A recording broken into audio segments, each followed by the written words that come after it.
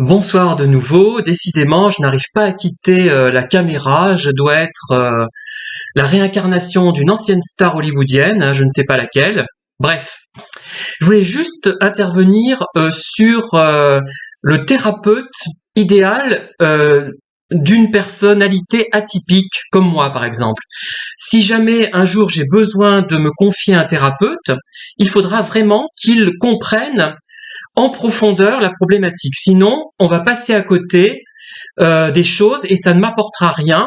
Et je serai face finalement à un thérapeute qui n'y comprendra rien non plus. Je prends un exemple. Récemment d'ailleurs, je parlais des maisons dans lesquelles beaucoup de gens s'étaient succédés, des maisons qui datent du XVIe siècle et même de 1800, enfin celle que j'ai habitée dans la rue Grande, de façon certaine date de 1810, mais certainement est-elle beaucoup plus ancienne, mais peu importe.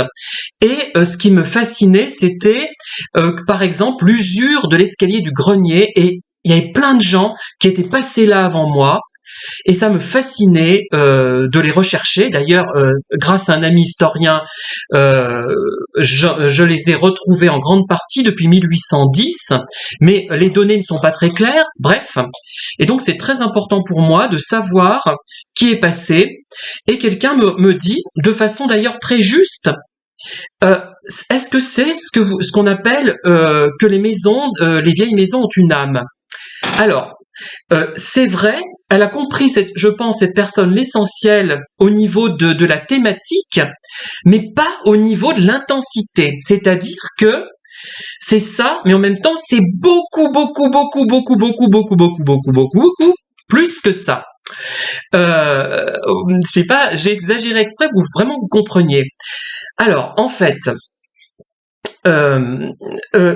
ceux qui écrivent des livres terroirs, ce que j'appelle le faux terroir lénifiant, on pourrait penser, a priori, qu'ils sont de même état d'esprit que moi.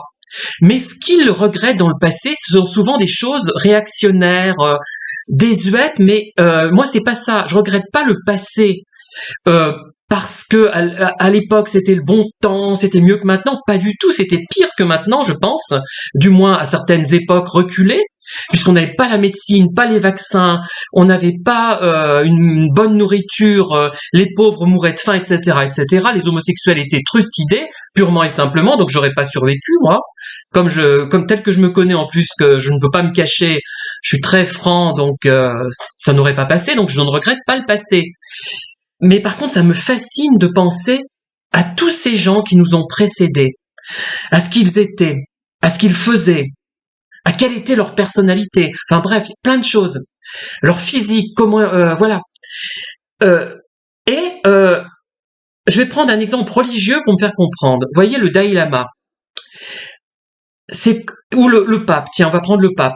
Moi, je suis pas spécialement pour le pape, je l'apprécie pas spécialement, hein, c'est pas le problème. Le curé et le pape. On peut dire que le pape, c'est un curé.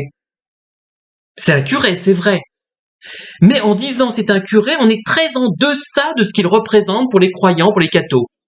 Voilà. Vous voyez ce que je veux dire? Et ben moi, la différence entre la maison à une âme, c'est comparable. Vous voyez? Et encore, ça va au-delà même. Hein. C'est presque la différence entre le curé et Dieu. Vous voyez ce que je veux dire? C'est tellement violent et fort, tellement inexprimable, c'est l'ineffable, je peux même pas l'expliquer, je peux même pas l'exprimer avec des mots. C'est tellement important pour moi, c'est tellement violent, tellement fort, tellement fondamental que ça dépasse ce que je peux exprimer même dans un livre. C'est l'essence même de la vie.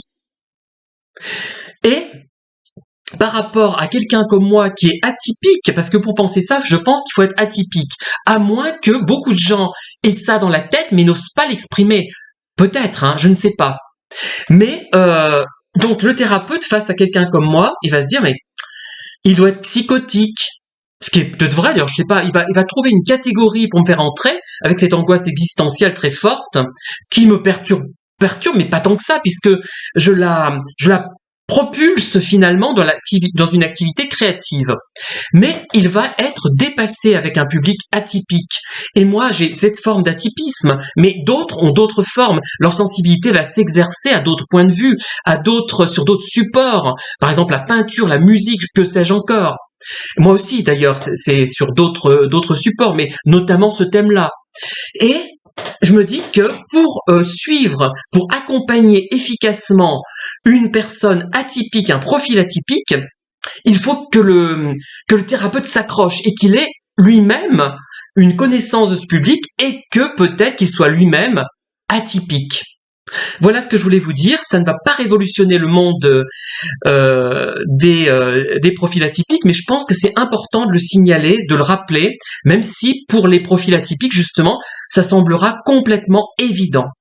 Merci en tout cas de m'avoir écouté. Cette fois, je vais faire ma gym au son de Médée à Corinthe de Maïr 1813. Bonne fin de journée et bonne nuit.